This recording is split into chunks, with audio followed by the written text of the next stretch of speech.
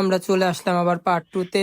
আমরা মিরপুর থেকে হাঁস কেনার পর বেরোয় গেলাম বাসার উদ্দেশ্যে।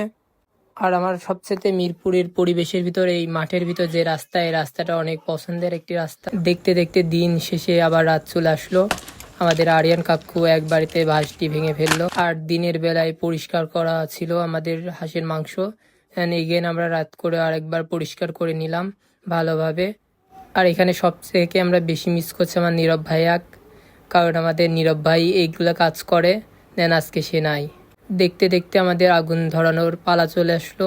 আমাদের আরিয়ান কাকু সে কেরাসিন দিয়ে একটু চেষ্টা করছে যে কীভাবে আগুন ধরানো যায়। দেন কথা বলতে বলতে আমাদের আরিয়ান কাকু আঁকাতে আগুন দিয়ে দিল। তারপরে আমরা আগুন ধরাতে সফল হলাম। তারপর খড়িগুলো আস্তে আস্তে, তারপরে আমরা প্রথমেই কড়াই দিয়ে নিলাম সেটা গরম করার জন্য। দেন আস্তে আস্তে কড়াইটি গরম হচ্ছে। কড়াইটি গরম হওয়ার সাথে সাথে আমরা কড়াইটিতে সয়াবিন তেল ঢেলে দিলাম। তারপরে আমরা তেল তাতার অপেক্ষায় বসেছিলাম। তেল তেতে যাওয়ার পরে আমরা আমাদের উপকরণগুলো দিতে থাকলাম।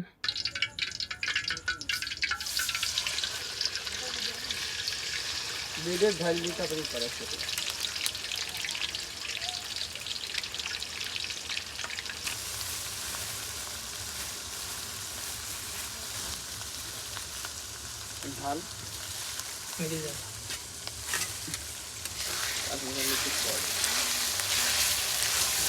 লবণ দে, লবণ তো আমি তো কাজ করতে দেখো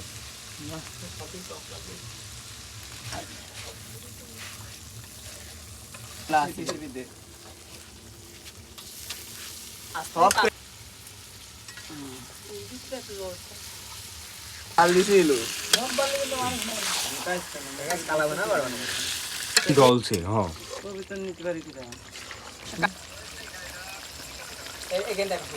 রান্না শেষ হতে না হতে আমরা কুষ্টিয়ায় চলে গেলাম মিষ্টি আর ফিন্ডি নিয়ে আসতে। একাই খাই বেলা দিলে ওটা খাবো কাকা, ওটা খাবো। কোনটা? এটা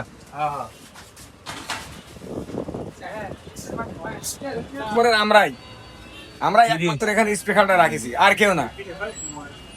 আমাদের সে আজকে নতুন যে স্পেশাল মিষ্টিগুলো আইছে ওখান থেকে আমাদের 1 কেজি মিষ্টি দিয়ে দিল। সাথে আমরা কালো জাম নিয়েছিলাম। আর এই মিষ্টির দোকানের লোকেশন হলো আমাদের চোরহাস মোড়, কুষ্টিয়া। আমাদের সব প্রোগ্রাম শেষে আমাদের খাওয়া দাওয়ার কাজ শুরু করলাম। প্রথমে আমরা ভাত দিয়ে নিলাম সবাইকে।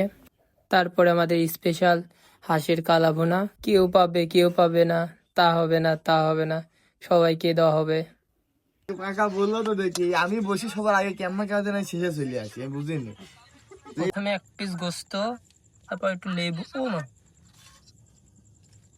লেবু হালকা করে মাখা, হালকা একটু ঝোল।